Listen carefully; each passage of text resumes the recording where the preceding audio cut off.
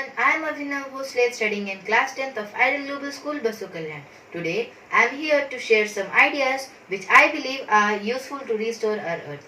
So the first way is to reduce, reuse and recycle, which means to cut down of everything which you throw away and use this 3R principle to conserve the natural resources and the landfill space.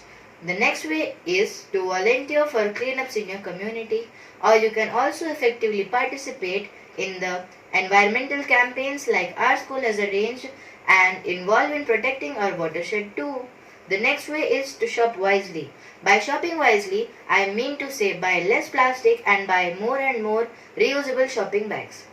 Using long-lasting light bulbs would be our next way because it reduces the greenhouse gas emission, and also do not forget to turn the light switch off while leaving the room.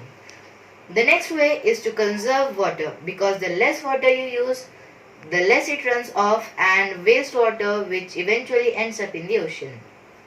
The next way is by planting a tree because trees provide us food, oxygen, they clean up the air, they save the energy, and by these ways they help us to combat with the climate change. The last way which I want to share is educate the people around you about the basic things like waste disposal, biodegradable waste, and how to convert biodegradable waste into manure. And people may believe that how by turning a light switch off and using reusable shopping bags can restore our earth. So just tell them that little change every day can bring a huge difference in the future. Now you may wonder, what's new in these things? No, there's nothing new in these things.